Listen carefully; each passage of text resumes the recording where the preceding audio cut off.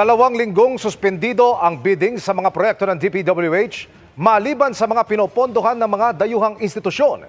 Hiniling na rin sa Justice Department na bantayan kung mag-a-abroad ang 8 DPWH official at 15 contractor sa pamamagitan ng Immigration Lookout Bulletin Order. Nakatutok si Joseph Morong.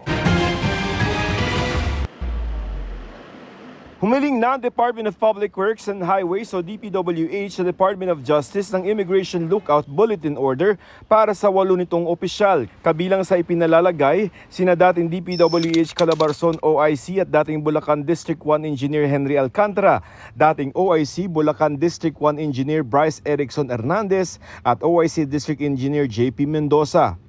Ipinalista rin sa Lookout Bulletin ng mga pinakamatataas na opisyal o may-ari ng 15 kontraktor na may pinakamalaking na corner na flood control project tulad ni na Alex Abilido ng Legacy Construction at mag-asawang Sara at Curly Discaya ng Alpha and Omega General Contractor and Development. Sinabi na ng mga Discaya na hindi sila magtatago at igagalang ang bulletin.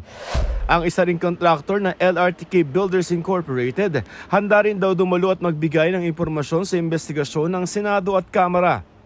Sinusubukan naman naming hinga ng pahayag ang iba pang nakalista na madaragdagan pa ayon kay Public Works Secretary Vince Dizon.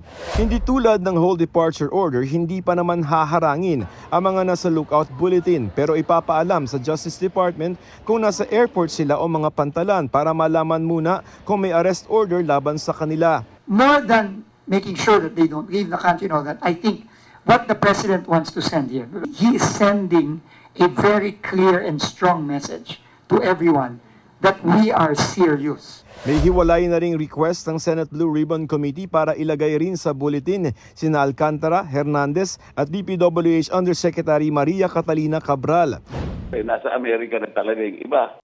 Samantala, iniutos ni Dizon na 2 linggo munang suspendido ang bidding para sa mga proyekto ng DPWH na popondohan ng lokal na budget para matiyak na hindi maanomalya, kabilang ang pagbibid ng iba-ibang kumpanya pero iisa lamang pala ang may-ari. Lahat mo na pause. Foreign assisted projects will continue. Kasi yon, kampante tayo na maayos yon dahil nakabantay ang ating mga advisors, ang ating mga foreign funders doon. Yung mga nabid na award na kailangan yon, babantayan natin. At hindi tayo papayag ng ghost, hindi tayo papayag ng substandard. Pinaparepaso rin ng Pangulo kay Dizon at kay Budget Secretary Amena Pangandaman ang mahigit 881 billion pesos na hinihinging budget ng DPWH sa Kongreso. Puna kasi ng ilang senador pare-pareho ang halaga ng ilang proyekto. Susuyurin din ng DPWH ang mga umano'y ghost project. Ayon kay DPWH Secretary Vince Dizon, personal niyang iinspeksyonin ang mga umano'y maanumalyang flood control projects sa mga susunod na araw. Nakikipagtulungan naman ang Pasig City Hall at ibinigay sa hindi tinukoy na National Government Agency ang hiningi nitong mga dokumento o kaugnay ng ilang kumpanya sa Pasig kabilang ang business permits. We're doing our own parallel investigations. Ang importante dito, managot ang kailangan managot. Whether they're government officials, contractors, suppliers, politicians or career officials.